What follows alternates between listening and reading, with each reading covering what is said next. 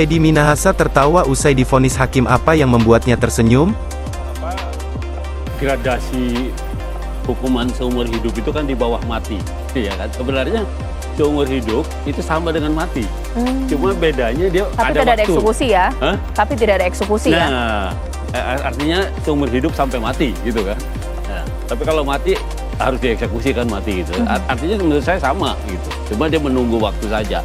Hanya saja biasanya yang seumur hidup juga kalau sudah melewati 10 tahun itu ada penilaian sendiri gitu. Artinya sangat mungkin kalau dia berjasa untuk negara, entah dia melakukan apa gitu ya, dia bisa berubah menjadi tertentu gitu, umpamanya jadi 20 tahun paling nggak seperti itu.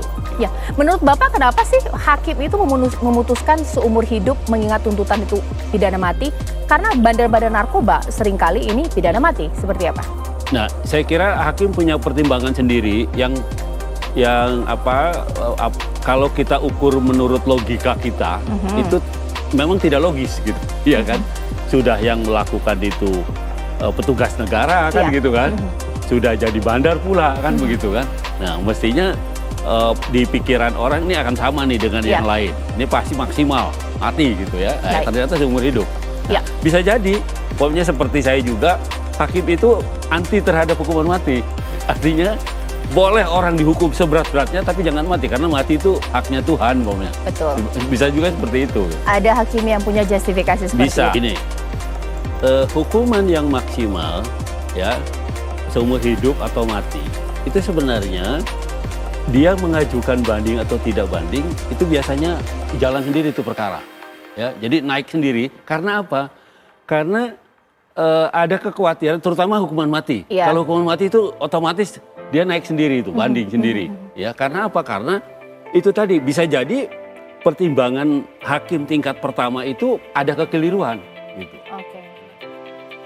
Irjen Pol Teddy Minahasa tersenyum setelah mendengar vonis penjara seumur hidup atas kasus peredaran 5 kg narkotika jenis sabu.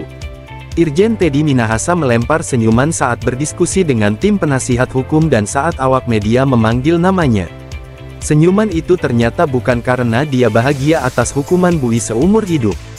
Mana ada manusia yang dijatuhi hukuman seumur hidup tidak merasa sedih, ujar penasihat hukum Teddy Minahasa. Senyuman itu merupakan upaya Teddy untuk tegar menghadapi kenyataan telah divonis penjara seumur hidup. Selain ketegaran, senyuman Teddy Minahasa juga bermakna bahwa dia sudah memprediksi akan dijatuhi hukuman berat dalam perkara ini. Senyum itu adalah bentuk beliau tegar. Beliau itu sudah bisa memprediksi, katanya. Prediksi itu disebut Jono karena ada sosok konspirator yang ingin menjatuhkannya. Menurut beliau, inti dari kemauan konspirator adalah beliau mau dibinasakan. Gua udah tahulah, lu pasti mau kerjain gua, mau binasakan gua, katanya. Vonis penjara seumur hidup bagi Teddy Minahasa. Dalam perkara peredaran narkoba ini, majelis hakim telah membacakan vonis hidup bagi Teddy Minahasa. Mengadili, menjatuhkan pidana terhadap terdakwa dengan pidana penjara seumur hidup, ujar Hakim Ketua John Sarman Saragi dalam persidangan. Putusan demikian dilayangkan setelah pemeriksaan 19 saksi dan 4 ahli dari jaksa penuntut umum serta 2 saksi dan 4 ahli meringankan dari pihak terdakwa.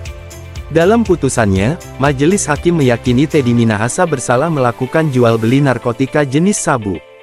Hakim pun menyimpulkan bahwa Teddy terbukti melanggar pasal 114 ayat 2 Undang-Undang Republik Indonesia Nomor 35 Tahun 2009 tentang narkotika junto pasal 55 ayat 1 ke 1 KUHP.